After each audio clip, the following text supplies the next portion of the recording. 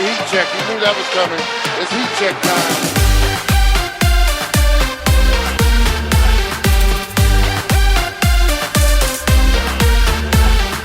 Welcome to the Heat Check Podcast. I'm your host, John Gonzalez, joined once again in his triumphant return from his vacation. I'm back from my vacation. Our producer, Isaac Lee. Isaac, we're back. We are back. It's been an extended break. I was on vacation first, and then I came back, then you went on vacation. Yeah, we did a little high five at the airport and all that. It was like a baton toss on the vacations. I was coming back, you were going out.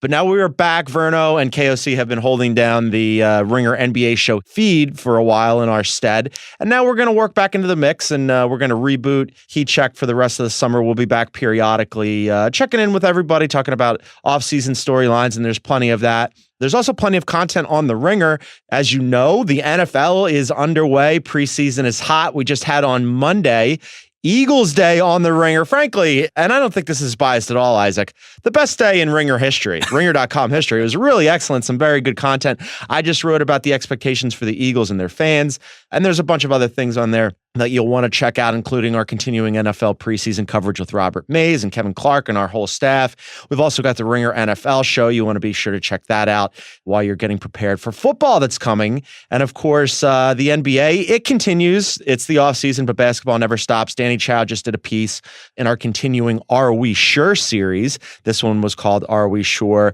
Devin Booker is a franchise player? ? Very intriguing. Danny Chow, we're going to get to that topic a little bit later in the show when we break down our Are We Sure series with basketball editor here at TheRinger.com extraordinaire Justin Verrier will be on the program. We'll also have Paolo Esco blog, Paolo Uggetti, to talk about his Are You Sure about the Raptors and whether or not they should be favored in the Eastern Conference. And he did some offseason storylines that are intriguing. But first, I got a whole bunch of things that I want to get into. I just recently wrote about Melo joining the Rockets. That's officially happening. Kawhi and the letter that he put out. A bunch of things that happened in the offseason that I haven't gotten to discuss yet. And for that, I need a very special guest who's perfect to break all those things down. Let's bring him in. Boom shakalaka! He's heating up! He's on fire! All right, joining me on the other line, one of my favorites here at the Heat Check Podcast. I just saw his smiling face. We had our Ringer NBA meeting already for the season in August, which makes my head want to melt out of my brain. But it's nice to have Shea Serrano joining the program to discuss basketball with us because it never stops. Shea, what's up? What up? You just said you want your head to melt out of your brain. It makes me feel like my know. head is melting out of my brain, or I guess my brain would have to melt out of my head. But as you can clearly see, I'm already flabbergasted by the whole prospect of the NBA rebooting. Yeah, it's a lot. It's a lot. It's like the finals are still going on, I believe, and we're going to start the new season while they're playing the finals. So the day that the NBA finals ended, like I got on a plane the next day, but that night I remember like feeling like this weight had been lifted and I was super excited. I was like, it was a phenomenal season. I put it in Slack and Simmons was like, what are you talking about? The season's not over. And I'm like, I know, but just let me have this one little bit. Yeah, it goes forever, man. That's the good thing about basketball, though, is that other seasons you have to take a break. Football is done for half a year or whatever. But basketball is just always there. Basketball is the best. Basketball never stops. And in that vein, Carmelo Anthony, who was like sort of casting about, we knew that Oklahoma City was going to trade him. And then we knew Atlanta was going to buy him out. But we were sort of waiting for that third step, which was for him to sign with the Houston Rockets. And that's what happened. He finally signed his deal. 1 year, $2.4 million. This is your old hometown. You have since relocated to your previous hometown in San Antonio, which we'll get to in a little bit. But I wanted to get into Houston and Melo and their marriage and whether or not it's good. It's good for him, right? It's great for him. He's still in the NBA, so that's pretty great. And it's not so great for Houston. I feel like Houston made a bunch of curious moves this offseason, didn't they? Or is that just, am I just being a jerk? No. I think right? part of it was with Houston and their salary cap situation. Like once you go and you sign Chris Paul to his max, and then once you go and you bring back Capella, you're pretty much locked in with those two guys and James Harden, and it doesn't give you much financial flexibility. So it always looked like, all those reports about, hey, maybe they'll figure out a way to get LeBron. That was going to be tough because they didn't have the money and LeBron wasn't going to take a discount. And that's part of the reason why Ariza walked and went and took that 1 year deal for, what was it, like 14 million, 15 million to go to Phoenix. And then Ba Mute walked and went back to the Clippers. So they didn't have a lot of money to throw around. So like part of this, I think, was, hey, we can afford Melo. It's 1 year for $2.4 million. I guess that's fair. The Trevor Ariza one, that one, when I saw it, I said, oh, that sucks. He was big for them. He did all of this stuff you needed a guy to do who plays with James Harden and Chris Paul. He was great. And then so he left, and then everybody went, oh, it's fine because we got Luke, and Luke is like, he shoots better than Trevor, and he can do the same things Trevor does. And then Luke left, and I was like, what the hell is going on? And it's just been weird. The Carmelo thing, I feel like that happened 3 months ago. Yeah. And then it finally did happen, and there was no big, like, there should have been a big thing when they signed Carmelo. You're talking about one of the best players of the last, 15 years or something crazy like that. And it just hasn't felt right yet. It didn't feel like when they signed Chris Paul. It didn't feel like when they signed James. It didn't even feel like when they signed Dwight. There was like real excitement when they signed Dwight, and they had all these like H-Town banners and billboards all across Houston, and H for Howard and Harden. And it was a big thing. Carmelo just sort of showed up. Fingers crossed that it works out and they're really good. I wish they would have won the title last year. It would have been so great to see them beat Golden State, but I just can't talk myself into believing Carmelo's the guy who's going to get him over the hump. No, I think you're right. Like it felt kind of anticlimactic, and I think that there's a number of reasons for that. Like one, you've got a different version of Carmelo Anthony. This isn't like Carmelo in New York. It's certainly not Carmelo in Denver. Even when he went to OKC last year, like that felt kind of fun and momentous because you were trying to put together a new group. But then when OKC looks around and goes, all right, we're not going to go into the luxury tax this far for Melo. Let's ship him to Atlanta, and Atlanta takes him in a buyout and then lets him go. And it's like, yeah, what are you really getting from this version of Carmelo Anthony? Because last year, by all accounts, he had a decline in pretty much every statistical category offensively, and he's never played defense, and he's in his early to mid 30s now. And you just look at him and I go like, I don't know, is he washed? Is he done? I'm serious. He might be. I'm wondering what's going to happen when they ask him to come off the bench, because that didn't work out so great in Oklahoma City. Like he just shut that totally down. It's just, I don't know, man. It just feels weird. And a part of that was like the anti-excitement of them signing him. Should have been great. It felt like when one of your friends, you're all hanging out and he's like, oh guys, I have an announcement. I finally started dating Tiffany or whatever. Right. And then everybody goes, I thought you've been dating her for like 6 months. What's going on? Or, oh, we just made it. Like, that's what it feels like with Carmelo. I don't know. Yeah, it's this thing that we were waiting for. And I don't know. I'm with you. Like on the one hand, so you mentioned Ariza.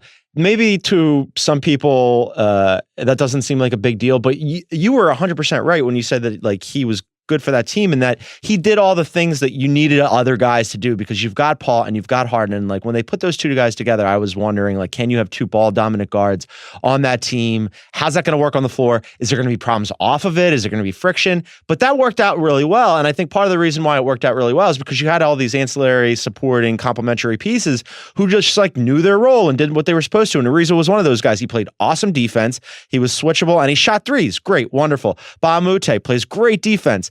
You know who doesn't play defense? Carmelo Anthony. And like, I wonder, like, this is an ISO ball team, but they like the two guys to be doing the ISO to be Chris Paul and James Harden. And then like everybody else to be like sort of outlet valves where you can just toss the ball and have them jack up threes. Now, Melo kind of did that last year for OKC where they were like, go over there, stand in the quarter, shoot threes. He shot the second most threes for them after Paul George. But we saw that that wasn't really a good role for him. And he complained about it. And then on top of that, like you said, he doesn't want to come off the bench, even though he'd probably be better off the bench. He said multiple times, I'm the only guy who's going to know when I'm ready to come off the bench. And like he intimated that it wasn't now. I just look at this fit and I go, what's he do? Like, what's he do that you want Houston to have, right? He can score, but they already have a lot of that. What they really need is more defense and somebody to fit in seamlessly. And I wonder about it. Yeah, it's going to be interesting to watch that play out. When they got Clint, that made me feel a lot better about them. He was definitely more important than Ariza. He's probably the third most important player on their team. But yeah, throwing Carmelo in there, it's either going to work out really, really well or it's going to be a total disaster. I think it can only be one of those two things. So, fingers crossed that they're really, really good. That's just what I'm hoping for. I want them to be good because I like them as a foil setup for Golden State, but I just wonder, like, in the same way that I wasn't sure about the fit on court or off court with Paul and Harden, I have those same reservations. Now, we've already answered that. Like, Paul and Harden have been great, fine. But we're going to have those same questions, especially as it relates to Mike D'Antoni. Let's not forget that Mike D'Antoni and Melo already tried this in New York, and it didn't work out so great. Like, D'Antoni had that piece, did that piece with ESPN last year where he revealed, like, he was asked about his time in New York, and he was like, look, I wanted Melo to play power forward. And Melo was like, nah. And then Melo basically told the organization, you've got to pick one between us. And that caused D'Antoni to just go in there and quit. And so more recently, after this signing with Melo in Houston, D'Antoni was asked about what happened before. This is what he said. He goes, we never had a blow up before. So it's not he wanted to play a certain kind of way and I kind of wanted to coach another way. Back then in New York, there wasn't even analytics. I was going by my gut and he was going by his gut, and it's just, styles clash. I mentioned this in our Slack. I'm like, so what? First, there weren't analytics. I'm going to take umbrage with that statement. But so is he implying now that, like, analytics are going to save their relationship? I don't understand what he's saying. You know what? The thing that will make me feel a little, I'm not so worried about the Anthony D'Antoni angle is because, as you mentioned, he told New York, like, pick one of us. One of us is not going to be here next season. Which one do you want it to be? He can't do that in Houston. D'Antoni is a perfect coach for the Harden, Chris Paul attack. He's very clearly extremely valuable. If Carmelo walks into Daryl Morey's office and says the same thing, like, they're just going to ship Carmelo away. It's like a very low risk situation for him. So maybe because of that, he falls in line. Maybe he's excited about being on an actual, for the first time in his career, championship contender. Yeah. They weren't contenders in Oklahoma. He wasn't any sort of contender in New York. But this is the first time he showed up to a team that should have been in the finals, that should have won a title, and he's supposed to be that piece. So maybe he just processes everything a little bit differently now. Who knows, man? Yeah, and that's a really good point about how it is low risk for them. It's 1 year, $2.4 million. If it doesn't work out, you can kick him to the curb, and it doesn't really matter. But D'Antoni said, like, at the very worst, he thinks that this Rockets team will be great. Like, that's worst case scenario, is that they're great. We're doing this series on theringer.com, shameless plug, an Are We Sure series where we challenge, like, certain assertions, conventional wisdom. And one of the that I wrote was, are we sure that the Rockets window hasn't closed yet? Like, looking at the shifting dynamics in the Western Conference. And this was before Melo got added. And I just, like, look at the Warriors adding Boogie, and now LeBron is in the Western Conference, and you've got OKC for whatever you want to think about OKC still lingering out there, and Anthony Davis is Anthony Davis. And I just, like, I wonder, as Chris Paul ages out of being a superstar and you go and add a guy like Melo, who is not exactly been known as a team first guy, are we sure that D'Antoni's right? Are we sure that the worst that they'll be this year is great? Yeah, D'Antoni's right about that. If for no other reason than because who leapfrogged them? Yeah. Who besides the Warriors can you say right now is better than the Rockets? Nobody. Not a single team. Not the Lakers got LeBron, and he's the best player in the world, sure. But he's along, 10 other guys who can't do what he does. It's not the same thing. The Rockets would have beaten the Cavaliers in the finals had they played before. You know what I'm saying? Yeah. There's just no other team that can beat the Rockets like the Warriors can. So for that reason, they're going to be great. Their record will at least say they're going to be great. They'll win somewhere between 55 and 63 games, I'm sure. And you'll say, okay, these are the guys who have to beat Golden State if someone's going to beat Golden State. So yeah, he's right about that. I hope he's right. I really do. Like, I get a lot of flack from Rockets fans on Twitter about, like, throwing shade at them, but I want them to be good, because this whole inevitability thing with the Warriors got tired a while ago, and I'd like for somebody to at least challenge their supremacy, so that would be nice. All right, so that's the Rockets. That's where you were in Houston. Now you're back in San Antonio. I haven't talked to you since Kawhi got shipped up north to Toronto, and I definitely haven't talked to you since he put out his thank you letter. And I want to go through this with you because it demands the Shea Serrano take. So I want to read through the Kawhi Leonard thank you letter to San Antonio, and we'll just break it down line by line, and we'll just, whatever you think about it, you let me know, because this is tailor-made for you. I feel like he almost wrote this with you on his shoulder. It's too good. All right, so here's the first. All right, so San Antonio. I've been going back and forth the last few weeks trying to figure out the right things to say, and it comes down to two simple words. Thank you, in all caps with an exclamation point. I'm going to stop here. He's been going back and forth the last few. Do you think he really worked on this 47-word letter for 2 weeks? I think he did. I want to imagine that anyway, that's how it happened. Right. I joked before that he was like in the mountains in a cabin. He grew a beard. At a typewriter. He grew a beard. He had like one of those very thick turtlenecks, and he was working by candlelight, just trying to put this masterpiece together. Like he was in there like Ernest Hemingway style, just working and working. And this is what he came up with after 3 weeks of total silence following the trade or whatever. This is what we got. It's a masterpiece. He finally emerged from the cabin. His eyes were bleary and he rubbed them. All right, next line here. My family and I want to say thank you, again, all caps for thank you, to the entire Spurs organization and the people and fans of San Antonio. I believe the people and fans of San Antonio component. Do you believe the entire Spurs organization, given what happened? No, probably like 3 people in the Spurs organization he likes still. Yeah. Everybody else, that's a very different thank you. That's not a thank you. You know what I'm saying? Yeah. I don't understand why he decided to, why every thank you is capitalized. I feel like that makes it feel sarcastic just a little bit. Less you know sincere. You do it enough times. Yeah. But again, you don't know. You don't know if Kawhi was like trying to figure out what's the thing that regular people do to convey emotion. And he was like, oh shit, that's right. Caps lock. And then he did that and he thought it was really worth. I don't know, man. Kawhi is a, I remember one time Bill Simmons called him a capital W weirdo. Yeah. I guess maybe that's what we're dealing with here. A capital, or maybe it's just a guy who's not good at the internet. All caps, thank you. I actually think about this sometimes, like, like when you're texting with somebody in your family who might be older and they'll sprinkle in like extra exclamation points or emojis that seem sort of out of place. And you're just like, oh, they don't know the medium. Like, writing, you got to play around with it. Yeah, that's what my dad does when he texts. Yeah. It's like 6 or 7 commas in between words. And I'm like, what's going on here, Dad? Why the heavy use of comments? Why did Kawhi do it in blue? Did anybody ever figure that out? This is in the same way that Dan Gilbert used the Comic Sans font that nobody could figure out. Like, why was it in blue? I don't know. I don't know what it is. I remember reading the thing about if you send something menacing in Comic Sans font, it like makes people less offended by it. So maybe that could be a reason that Dan did that. But I don't understand the different color. Was he trying to make it cheerier? Was he saying he feels blue? I don't understand anything. There could be a hidden meaning here. I don't know. It's very deep. He could be doing 3-dimensional letter writing here. Next line here. Thank you, again, all caps, to every one of my teammates I've played with over my 7 years in the NBA. I wonder about every one of my teammates, given that Manu and Tony Parker basically were like, he's not hurt. Yeah, I wonder about why didn't he add a thing like in there, thank you to every one of my teammates I played over 7 years, and also the teammates that I only played 9 games with this past season.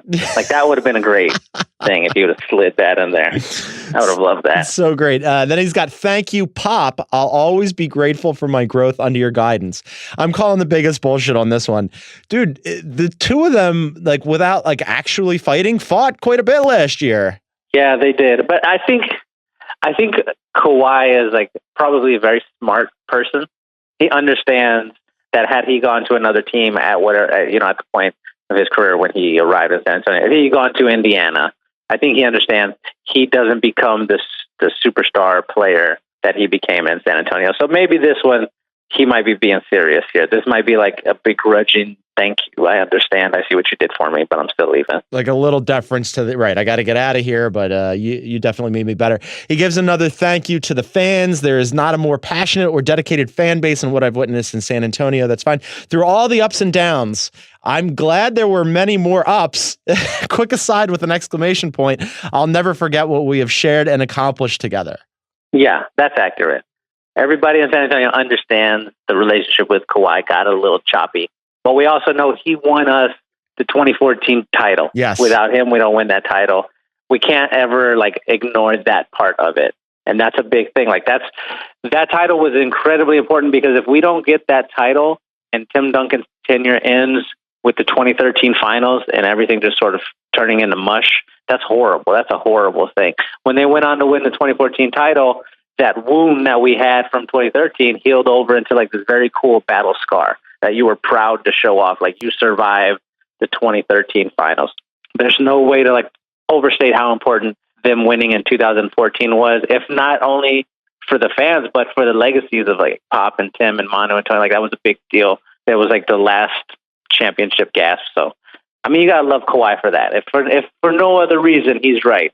There were many more ups, that being the highest of all the ups. I like that you guys are coming out the other side on this. I'm sure it was a little painful at the time. He finishes it off. He goes, well, I'm looking forward to the next chapter in my career. I'll always remember the city and the people of San Antonio. One more thank you with an exclamation point, Kawhi, and then his hand symbol. Before we get to the hand, well, I'm looking forward to the next chapter in my career. Is he? He's in Toronto. Yeah, he's talking about past Toronto. That's what he's talking about. He's prepping the people of Toronto to, like, you guys understand I'm not going to be here soon. So, here we are. How do you feel about the hand symbol at the end? It's a terrible logo. It's been terrible since he got it. Whenever he got it, a couple years ago, it's bad. Because the fingers are a K and an L. Correct. It's amazing. It's a lot. It's a lot. It is a lot. It's just, hey, Kawhi Leonard. So there's the Kawhi Leonard letter. You mentioned real quick before I let you go, because I know you have a lot of things going on. You're probably how many more books are you writing today? 3 or 4? 6, yeah. 6 books. So did you see that that the Clippers, and Isaac, feel free to jump in on this one, the Clippers let Bruce Bowen go because they're trying? I did. I saw that. So for people who are listening right now who didn't see this, the Clippers, one of their analysts is Bruce Bowen. Bruce Bowen obviously used to play for the Spurs. Bruce Bowen has been very vocal about Kawhi Leonard being kind of a jerk last season or not doing what he was supposed to do. He said on Sirius XM radio in June, I think there's nothing but excuses going on with Kawhi. First, it was, well, I was misdiagnosed. Look here, you got $18 million this year, and you think that they're trying to rush you. You didn't play for the most part a full season this year, and you're the go-to guy, you're the franchise, and you want to say that they didn't have your best interest at heart? Are you kidding me? So obviously he's a Spurs guy through and through, but he color analyst for the Clippers, but not anymore because they kicked him to the curb because they eventually hope to court Kawhi next offseason. What? That's a really, really like Breaking Bad looking forward type move from Ballmer. Like, he was covering all of the bases already. I think it's brilliant. And it's just kind of funny. But also, we got to make sure that we pay respect to Bruce Bowen, one of the best Spurs of all time. Like, he's that dude. You know what I'm saying?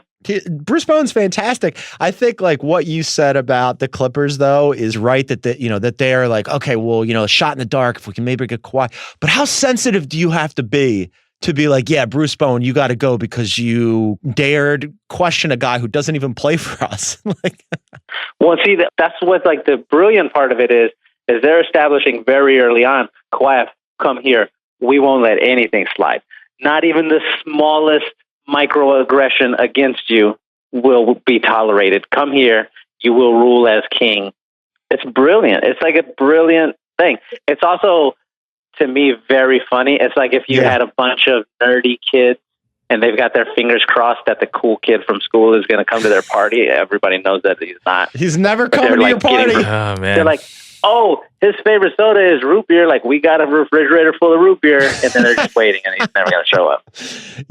He's never coming to drink your root beer, Steve Ballmer. Shay, I hate how right you are. Yeah, I'm exceptionally right in this one regard. Exceptionally right in all regards. Make sure that you read Shea Serrano on theringer.com. He's got all kinds of stuff. He'll be back on Heat Check later on in the summer as it funnels towards the regular season. And you're unpacking. You're already fully moved into San Antonio. You're ahead of the curve per usual. Thank you for doing this. All right, boys. Yeah, take it easy. All right, homie. All right, there's Shea Serrano breaking down all things Texas basketball for us and all things what won't happen for the Clippers. And then coming up next, we're going to get into our Are We Sure series with the man who quarterbacked it, Justin Verrier. Boom shakalaka! He's heating up. He's on fire. All right, joining me in the studio right now, the architect of our Are We Sure series, basketball editor Justin Verrier. Architect. Yeah. Sounds fancy. Why not? You put it all together. You mapped it out. You drew the blueprint, and then we're building up the blocks around. We've had a bunch of them on theringer.com. I encourage you guys to go check that out on our NBA page. It's getting us through the dog days of summer. Some topics that we've been discussing. I just talked to Shea about the Rockets and their window. Riley had a good one we can start with. We're here in LA. The Lakers. So we've got LeBron. He's in the Western Conference. He's playing for the Lakers. There's a lot of drama surrounding it. But Riley's was, are we sure that the Lakers will make the playoffs? Yeah, and this was a Riley self-pitch. It was. He saw what was going on. He just felt like he needed to speak some truth into existence. It's odd that the Sacramento Kings fan on staff would posit this theory, but it is interesting because like I think that we automatically assume because they've got LeBron that it's a guarantee. Where do you fall on it?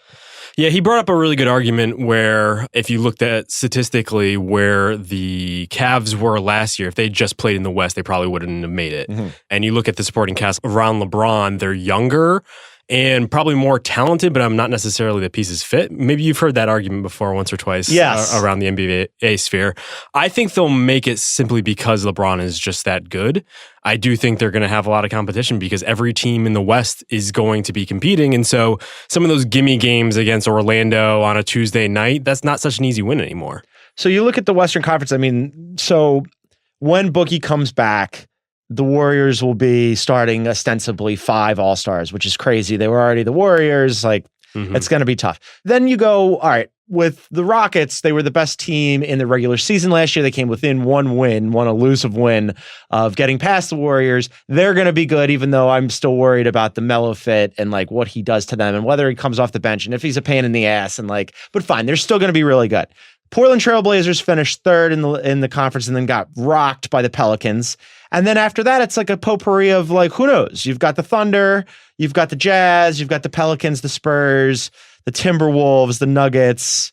I mean, that potpourri of who knows is where I slot the Lakers automatically. Yeah, I mean, I think the Thunder and the Jazz are going to be really good. I wouldn't be surprised if they both get a first-round bye. I think both teams have the potential to be really good on defense, especially. Yeah. If I look at the teams that are soft right now, it would be Minnesota and San Antonio. I'm not a huge believer in what San Antonio is kind of doing. I know that... What is that, again, that they're doing? Aside from getting rid of Kawhi? Playing toward the middle, or shooting for the middle here. I just think like they lost enough defensively with Kawhi and replaced him with one of the worst defenders among a regular in the NBA. And so I think that's going to take away their main advantage. And I think Minnesota, meanwhile, still hasn't figured things out and seem like there's still enough kind of unrest there that I might keep them from ever reaching their ceiling. But you look at not only the Lakers trying to get in, but what about the Nuggets? What about the Clippers, Nuggets, a team that doesn't have a lot of good players, but they have a lot of above averageness? And I feel like that's the type of team that could surprise out of nowhere and all of a sudden, like, they're a little more frisky than we expect.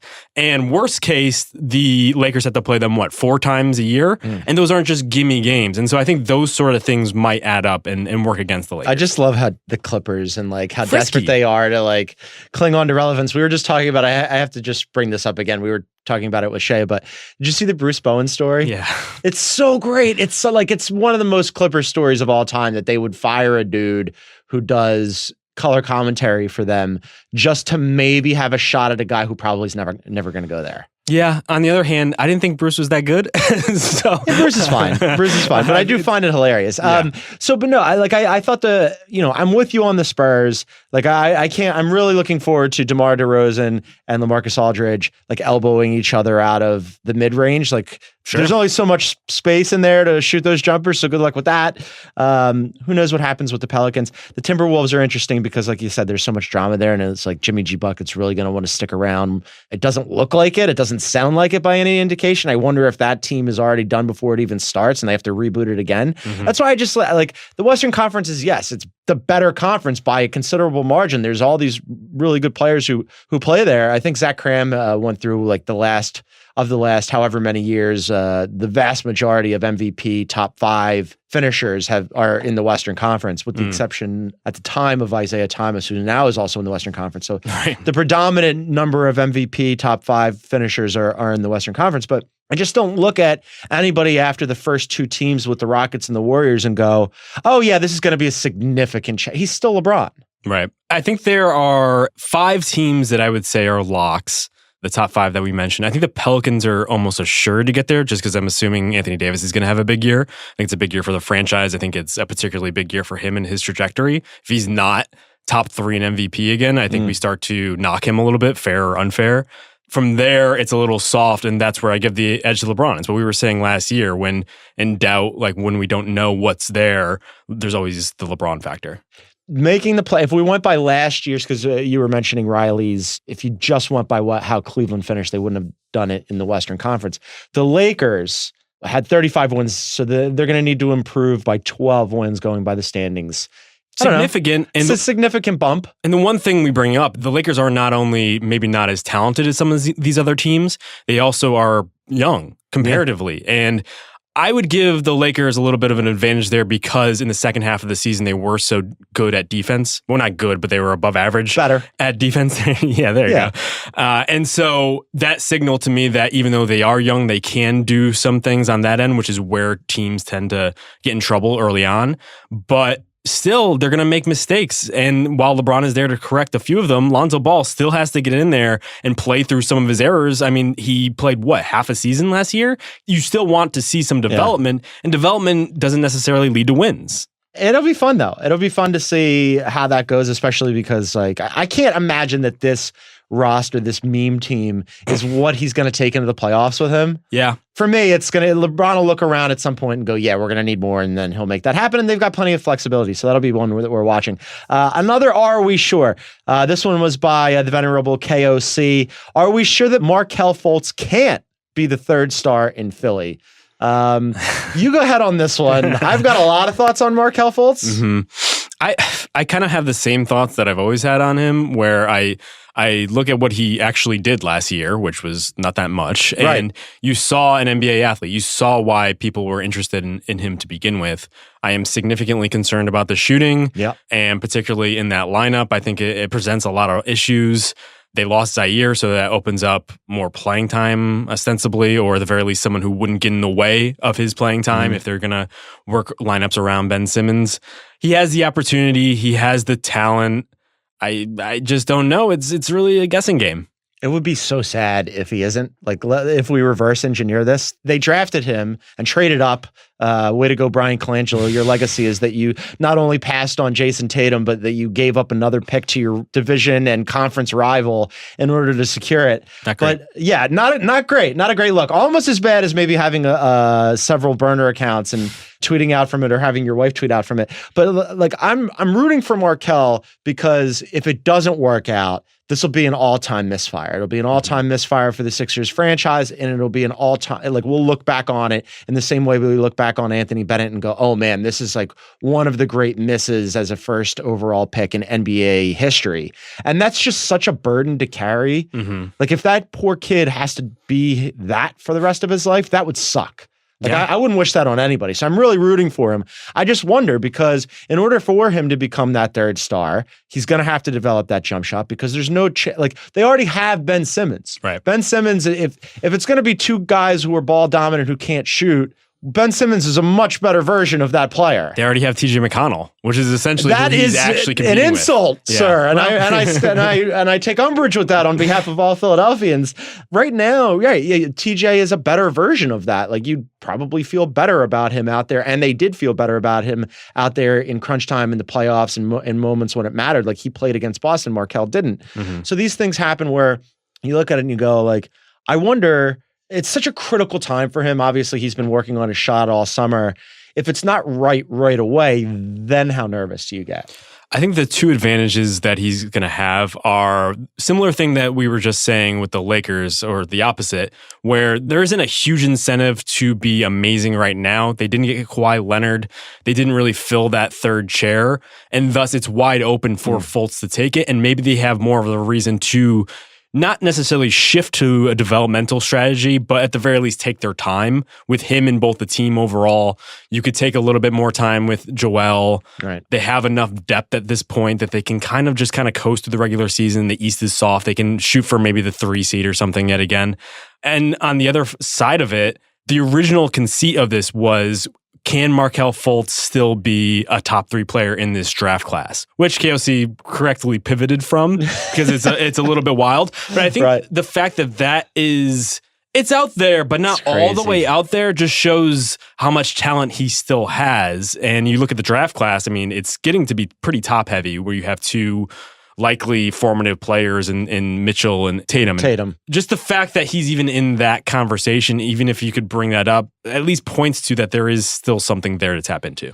The question, like as we wrote it, was, are we sure that Markelle Fultz can't be the third star in Philly? Just from the Sixers' perspective, I'm not sure that they're sure because they had all this money in the offseason and they're going to have to roll it over. And that's through, they figured, hey, we could be players in free agency, or if not, they went and got that unprotected Miami pick and they figured that they could put it in a package and go out there and get another player. And it didn't work out for them. They're going to have to roll all this money over in the next offseason, when really that window to secure another superstar will close, because the year after that, they'll have to give Ben Simmons his money. And if Dario Saric is around still, they're going to have to give him a new contract. And all of a sudden now your financial flexibility goes out the window. So next offseason really becomes the big one because they couldn't get anything done this year. My point here is that several times Brett Brown said, we need more. Yeah. Right? Like he flat out said, like, for everybody who says, for the fans, for the media, for anybody who says we're good as currently constituted, that this thing is homegrown, that we don't need it anymore, I disagree. And I think, not to say that it wasn't meant as a shot at Markelle. I think it was just him going, what we have now isn't enough. And that includes Embiid, that includes Simmons. Like they need more people around them. So I don't think that they even know or believe for sure that Fultz is going to like fix everything that went wrong and all of a sudden he's going to be a superstar. Like that's a lot to ask. It's a lot to ask of a kid who still acts like a kid and plays like a kid. And I don't know. If I was them, I'd be worried. I'd be hesitant. Not a lot of vocal leadership to be expected from Markelle Fultz next season. No. But I think it brings up an interesting question with Saric. Like if we're saying the question is who could be the third star in Philly, could Saric be that guy? No.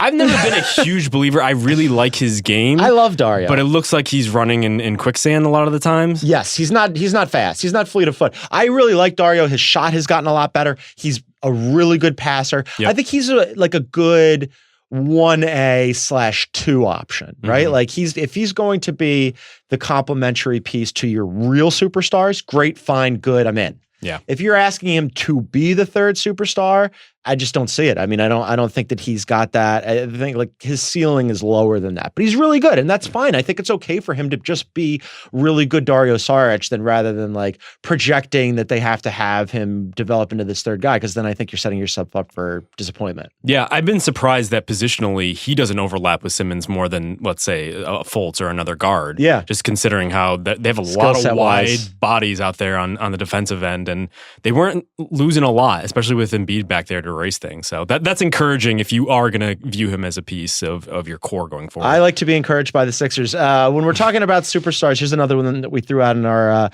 Are We Sure series. We were wondering about Markelle, if he could be one. Are we sure, this is by Danny Chow, are we sure that Devin Booker is a franchise player? This was a spicy tomato. I was very surprised by this, that this showed up in our Are We Sure series. He got 5 years, $158 million. Devin Booker did, not Danny Chow. Danny Chow is worth more than that. And in this, Danny asks, is he a good stats, bad team guy? Only 15 players in NBA history have averaged at least 24 points, 4 rebounds, and 4 assists in their third season in the NBA. The only player to do it who was younger than Booker was LeBron James. That sounds good. However, like Danny said, not exactly a lot of competition for the ball or to put up numbers in Phoenix. Where do you fall on Devin Booker? Yeah, I think Danny brings up a really interesting comp, which is James Harden. Just in the projection of Devin Booker's career, he's going to have to play more like that. And if you look at Harden's trajectory, yeah, he was a little underrated in Oklahoma City, but I think a lot of the people that adopted some of the advanced analytics early on knew that there was a star there just waiting for the opportunity, whereas a lot of the stats with Booker don't necessarily suggest that.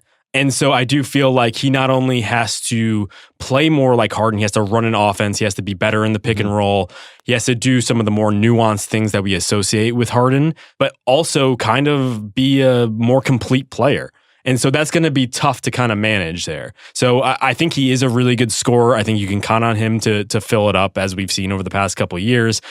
But I do feel like he needs to get guys involved better. And I do wonder with this sort of team that they're building around him, if they might be disappointed because it really it needs a Harden-esque player to kind of get guys in there. Yeah, like when we're talking about superstar or star, like that's a conversation where I go, yeah, Devin Booker can be that. Franchise player, though, is that next step, right? Yeah. Like franchise player is the guy who you're going to build around him. He's going to carry the team. You're going to be playoff relevant. You're going to be title contender relevant. Like, that's the one guy that you wouldn't trade for anybody. You can't move him. I look at Devin Booker and think he's really good and he's really young and he's better than I think most people anticipated coming out of Kentucky. But then I go franchise player and I start to squint my eyes a little bit and wonder about it. But this team that they're building around him is at the very least going to be intriguing. Like, it is the offseason, so I think sometimes we're skewed by like what things we're interested in. Right. Because like when we had our NBA meeting for the season for the Ringer, everybody was talking about the Suns being interesting and being league pass relevant. And I'm like, we're a bunch of NBA nerds. I wonder if that's actually true. Like, I mean, they'll put up a lot of points, so hopefully people will tune in. Do you still think we're going to be interested by this? Is like a complete side note. Are we still interested, intrigued by the Suns in December? Oh, that's I would say January. I'm January, definitely out because I want to follow Ayton's projections and just like Josh Jackson's kind of development there. But I think it is a good point looking at their supporting cast. If Booker isn't going to be the franchise player, who is? Yeah. I'm not a huge Ayton believer, and he kind of only reaffirms some of the doubts I have about him kind of stepping into that sort of role with the Suns. Yeah. He seems like high ceiling Tyson Chandler, which is damning with faint praise. But it is. It's well damned. Like, he's athletic, but yet he's like, his movements are a little stiffer than you'd want from like a supreme athlete, which is he was billed as coming out of Arizona. And I just don't know. He just seems limited, and it brings you back to like, why didn't they go for Luka? And perhaps part of the calculus there was just they thought Booker would be able to kind of control the offense. They wanted him to be a hardened sort of guy, and they didn't need a Luka. They needed someone more down low to maybe play off him in the pick and roll. Right. Having said that, the classic guard combo that you want to build in the NBA. But you're right. And that goes back to the original point, which will be whether or not we see Devin Booker emerge as that franchise player. All right, the last are we sure that I wanted to run past you, and this series will continue throughout the summer or the next couple of weeks. The last one here is, are we sure that the Blazers need to break up their backcourt? There's a little bit of confusion about this on social media. So we put this out, and then CJ McCollum liked it, which got people thinking that CJ McCollum was endorsing that they break up the backcourt. He's been doing a lot on social media. CJ McCollum and Damian Lillard. But the actual premise of Haley's piece was that no, they shouldn't break it up. That as she put in the piece, they should continue to risk being bad in the playoffs over being bad altogether. She says, and this is from her piece, I'm quoting, right now, they're the fallback boyfriend, the Blazers are, waiting around just in case the current one doesn't work out or gets drastically injured. That possibility is likely why Neil Olshey, the general manager, will see it through. Why throw away something that isn't necessarily broken? I'm with Haley on this. Don't break it up. I like them together. I'm even wearing a Blazers shirt. This was accidental. I didn't think that through, but I like all things Blazers. I didn't like their playoff performance, but I would keep the status quo and just take another shot. Is that how relationships work in 2018, by the way? What's that? That there are backups? I remember reading that line, and I thought to myself, I just have no hope for humanity. Not in my household. My wife would end up cutting me. Right. But maybe in other places, I guess people have backups. I don't know. What would you do? I do feel like they've bought themselves some time here, just in some of the moves that they've made around them. I think Zach Collins is the type of young guy. They like him. Yeah, you want to invest in some guys that you could build around them, and I think he's the perfect kind of complementary guy who could space the floor a little bit in the front court. I am a little bit confused with the Nurkic move because it seemed like it was similar to some of the mistakes they made in the past, where they saw, rather than lose an asset, they signed a better deal. It wasn't one of these ones that's going to hamstring their cap, and maybe they could trade it later on.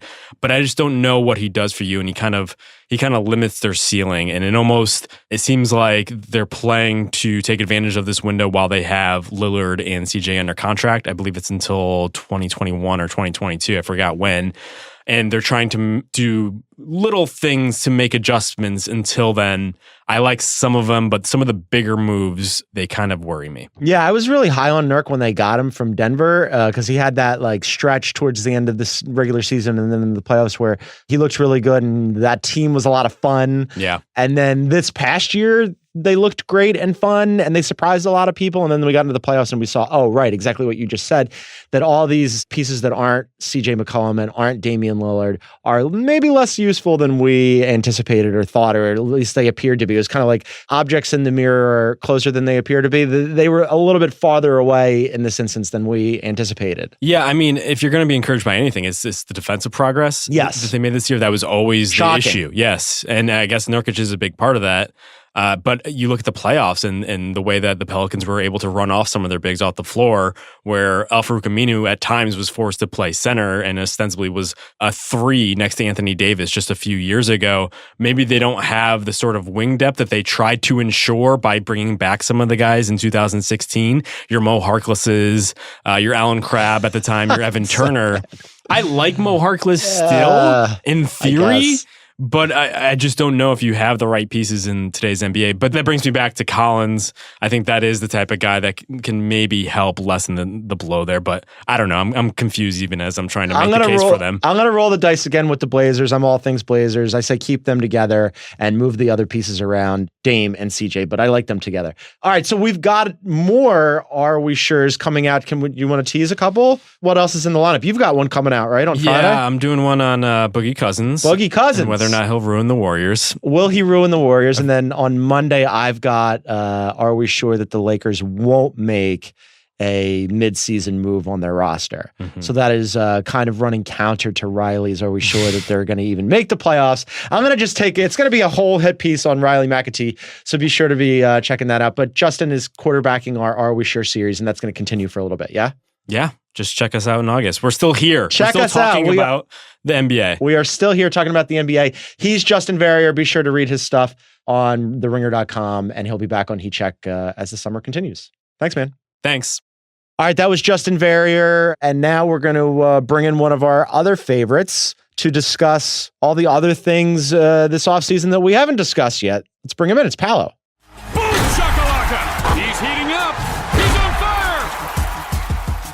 All right, joining me in studio, the final guest of the program, better known as Shea Serrano, coined him as Paolo Escoblog. It's Paolo Uggetti. He's one of our favorites here at Heat Check. You know, harkening back to when I was a fact checker here, I'm going to have to fact check you because it's actually Jason who coined the name Paolo Escoblog. Did he? Yes. Oh, Shea Concepcion. just kind of publicized it, but Shea it was likes Concepcion. Shea likes to take credit for all these things. Yes. It's shameless. I can't believe he would do that. And so now you're right. It's trademark infringement. There you go. But nevertheless, you're still one of our favorites. Thank you. I appreciate it. You have a lot of favorites. We only have our favorites on here at the Heat Check program. Everybody, if you're not on the show, you're not one of our favorites. It's an automatic. It's one of our rules. So we've been doing this Are We Sure series. We did some of them with Justin Verrier, who's been editing all of them here at theringer.com. The one that you wrote, Are we sure the Raptors aren't the favorites in the East? In which you make a compelling case for the Raptors, who have perennially been one of the best teams, or in recent vintage been one of the best teams in the Eastern Conference, that we've sort of kind of forgotten about or overlooked because, you know, we've got the Sixers and we've got the Celtics, but they did add Kawhi Leonard, and you make the case for the Raptors staying at the top of the conference. I think it's easy to forget how good Kawhi is. Like, in my mind, it's basic addition, where it's like you had a team that won a lot of games last year, had the 1 seed. You add the best player, one of the best players in the league, top to that 5 team. player. Yeah, exactly. He immediately becomes the best player in the East to me. Like, it's not even close. Like, yeah, we have to see if he's healthy. And like I mentioned in the piece, like, provided he's healthy, this is all the things that he brings. But if he's healthy, I don't know why it's such a hard leap to make to say the Raptors are the best team in the East. Yeah, you know, like initially when you said that, I had to think about it because you're right. It's been a second since we've seen dominant Kawhi, and like we forget because Kawhi was, you know, rehabbing last year and he was warring with the Spurs, and we didn't get to see the best version of him when he did actually play. We forget the Kawhi that showed up in the playoffs and would, like, you know, make an amazing play at one end of the floor offensively with a 3-pointer or a dunk, and then race to the other end and like record a chase down block or lock somebody down as one of the great perimeter defenders in the NBA. He is a dominant player. He is, you know, not just a top 5 player, but one of the preeminent two-way players in the league. And like initially when you said that, I looked at it and I'm like, can that be right that he's automatically the best player in the East? And like, yeah, he's better than anybody that the Celtics have. He's better than, you know, apologies to Philadelphia, anybody that the Sixers have. The Cavaliers, probably better than Kevin Love. Yeah. Not Oladipo. The Heat, same thing. I got to the Bucks and I went, is Giannis there yet? That's where it gets interesting. He's still better than Giannis. Yeah, I think he's better than Giannis, obviously, but I think Giannis has a chance to get to his level even this season. The one thing that I think is important with Kawhi is that not only does he have the playoff experience before, but we kind of trashed on the Raptors for losing so poorly to LeBron last season and being so bad in the playoffs in that situation. And Kawhi has the pedigree of succeeding in the playoffs, but also he has that style of game where you just need somebody to create their own shot. And he creates not just shots, but efficient shots that he makes. So I think that when we take that into account, we're like, okay, we're really going to take the Raptors. When we're going to take them seriously is when they win in the playoffs, and he gives them the best chance to do that. It's also sort of a little bit of the Eddie Murphy meme situation where like he's pointing to his head. Mm-hmm. You can't lose to LeBron in 4 games in the playoffs if LeBron isn't in your conference anymore. Right. So congratulations on that to the Raptors. I just wonder, like, I look at the other 2 teams that would be ostensibly challenging them, and apologies to, Giannis's Bucks and Oladipo's Pacers, but I still think that the conference is top heavy with 3 teams. And the Raptors, you add Kawhi, they're better. They have to be better. He's an infinitely better player than DeMar DeRozan in every respect. That has to be a better team. And then, you look at the other pieces that they've got around him with OG Anunoby coming up, and you've got Van Vliet, and you've got, Kyle Lowry is starting to lose his step a little bit, but I like him paired with Kawhi and Ibaka the whole bit. I've never really been a Valanciunas guy, but still, I like this. And then, God bless Dwayne Casey, but also Godspeed. Yes. They needed a change there, fine. So I like that. However, again, I look at the other 2 teams and I go, especially with the Celtics were so good last year, and surprisingly so. And despite the fact that they didn't have their top 2 guys, and they're adding in 2 All-Stars. Right. So while I think the Raptors were the best team in the conference last year, and why they're getting better with Kawhi, I just look at the sum of the parts with the Celtics are the deepest team in the conference by a lot. Here's the thing with the Celtics, and I mean, I agree with you. They're deep. They should be a top 2 favorite team. All of that. Probably have the best chance of getting out of the East eventually. I think we're overlooking the meshing of the parts of how Jason Tatum and Jaylen Brown, after getting a season full of like starter minutes because they had to, are going to have to now incorporate Gordon Hayward and Kyrie Irving into their team. It's kind of a dumb reasoning because you're like, yeah, they're just adding more star power, so they should be fine. But I think there's going to be something there where we might see like, oh, is Jason Tatum unhappy that he's only getting such and such minutes? I think those storylines are going to pop up, and I think it's going to be interesting to see whose team it is, because I think Tatum is kind of almost ready to take on that mantle, but you have Kyrie and Hayward who are the incumbents, if you will. I'm less concerned about Kyrie and Gordon and Tatum playing together with Horford. Like, that's a killer starting lineup. I think that they'll figure that out. The question is going to be whether or not Jaylen Brown is ready to take a step back to the bench and go, okay, I'm going to be your main 6-man, when he's a guy who doesn't really seem like he would fancy himself that. But this really, frankly, is Brad Stevens' problem. And like, finally, we'll see if that guy can coach. Yeah. Because I don't think anybody thinks we know enough about him. Still to be determined. Can he be a good coach? Frankly, as a Philadelphian, I've been looking at him for a while and going, I'm not so sure about that guy. Like, maybe they were going to move him out. This will be his hardest job. One of these posts that we're doing, are we sure, should have been, are we sure Brad Stevens is Brad Stevens any good, or is he a fraud? I don't know. Initially I've got for Monday,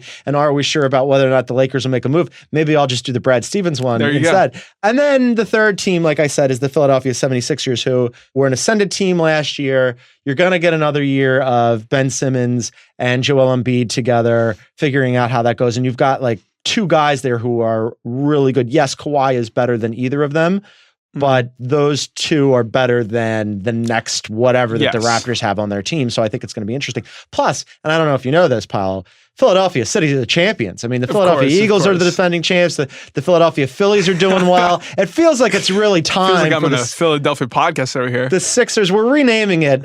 Heat Check will no longer, it'll be the Philadelphia Freedom Podcast moving forward. I veto this. Isaac doesn't have a vote, luckily.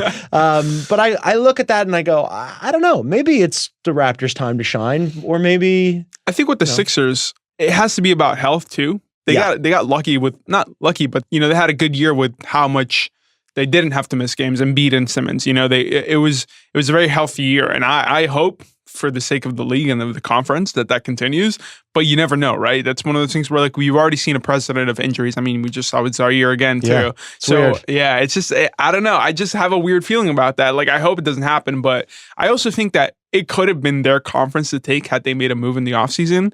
They kind of just brought mostly everybody back. And, there were circumstances why they couldn't make that move, obviously. But there's still some room for them for growth. They obviously need a third guy. And, I mean, maybe I don't know if we want to mention his name on this podcast here. Who, Markelle? Yeah, we just did a whole thing on him with Barrier. Well, there you go. You mentioned them staying healthy. The Sixers should just like draft at this point, like with all the injuries they always have to their rookies, they should just draft an orthopedic surgeon. And when he gets hurt, he can just operate on himself and they'll save time. As a quick addendum to this Raptors question that you posited, Jaylen Brown recently predicted that the Celtics are the favorites. So he already took umbrage. He must have known you were writing this. He reads theringer.com and he said, oh, we're getting to the finals. No question about it. Do you like that kind of overconfident position by him in the dead of summer? It's really funny to me. So some inside baseball here with Justin Verrier, who we just had on. Yeah, I know him. I know him well. I like him. He's talented. There was a day where it was two news stories where it was like Jaylen Brown said that, and then I think it was Brooke Lopez, who's now in the Bucks, said, I think we can win the East. So it was like, okay, everybody the East does. is so wide open, everybody thinks they can win the East. Yeah. And then Justin goes, well, let's wait for John Wall to do this. And literally like a few days after, John Wall had the quote where like, he's like, yeah, I think we're right up there in the East. So like, it's so wide open that everybody can just say this and we can like be like, yeah, probably. Like if like Miles Turner came out tomorrow and was like, I think we can win the East. Like, that's not like people would shrug and exactly. Go get their afternoon that's Starbucks. It's interesting that you mentioned this. This is a very good transition by you, Paolo. Look at that. I wanted to go through like the potpourri storylines that made me smirk or laugh that we haven't gotten into. And to the point that you just mentioned about everybody in the Eastern Conference thinking they can win. So recently, Meta World Peace said on SportsCenter, I believe, that he believes that the Pacers and the Knicks will be in the Eastern Conference Finals, which is kind of ridiculous. And that got Spencer Dinwiddie LOLing. And he went on Twitter and said, the Knicks aren't even the best team in New York. And that got Enes Kanter to respond and said, it's too early to talk shit. I got this saved, though. You just poked the wrong bear, boy. And he did boy spelled out like Flava Flav with a fire emoji. Of course, because what other way would you do it? Of course, obviously, Enes Kanter is excellent at this. Let's unpack this. A lot to unpack here. First thing, chances that the Pacers and the Knicks are in the Eastern Conference Finals. Can I go lower than 0? I mean, like, that's just not happening. Negative the Knicks are chance. not going to be in the playoffs, so no. I love that. Spencer Dinwiddie's line, the Knicks aren't even the best team in New York. This is getting a little spicier, but it's interesting. But it's interesting because I think the Nets are better as a team. The Knicks have probably a little more potential star power. Maybe not star power. Do you have right a healthy KP or no is the question. Exactly. Like, that matters. But also just you have Knox, who looks to be very interesting and very, very good going forward. Whereas the Nets have a nice foundation, if you will, but no real huge stardom. I guess D'Angelo Russell, if you want to think of it that way. I mean, I'm all for Spencer Dinwiddie getting his shots off on Twitter. Like, we're only going to care about the Nets and Knicks for like half of the season, maybe. So, bring it on. Yeah, under. But, I was trying to be generous there. Right. What about, where are you on Enes Kanter and his social media warring / beefing / pick and fight? Not so much pick and fights as responding to people. Like, obviously, he's very online. He is very online. He's constantly online. He obviously has had those exchanges with LeBron that are kind of ridiculous. In a way, this is probably Enes Kanter's biggest contribution to the NBA. Like, he rebounds and he tweets, and that's basically it. He rebounds and he tweets. We should actually put on Basketball Reference. Yeah, that should be included. That's all he does. Honestly, it's kind of annoying, but at the same time, the NBA doesn't really have many quote unquote villains. So why not? He's kind of like almost like a WWE villain. That it's like there's like a wink and a nod with it. Right. He's got his tongue firmly planted in cheek while actually typing out these stupid things. Less good at social media because at least Enes Kanter is self-aware and does it sort of knowingly and winkingly. Isaiah Thomas. Isaiah Thomas. That's where you were going with back this. out there on Instagram Live, called Cleveland, and I've been to Cleveland many times in the last few years, called Cleveland a shithole, I would never use that word, and said I could see why LeBron left again. Immediately, people got on him about it, went back on Instagram Live, said I shouldn't have said that. That was my fault. Cleveland was actually cool. It was all right. The situation just wasn't the best. I apologize for saying it was a shithole. It wasn't a shithole. The team was dope. The players was filthy. My guy Gio, training staff was cold. Nah, Cleveland was cool. I shouldn't have said that. I'm doing it exactly like Isaiah. That was my bad. I was just talking on Instagram Live. I didn't think it was going to get to where they're posting it. It's like, damn, my bad. Yo, Isaiah, buddy, homie, easy, pump the brakes.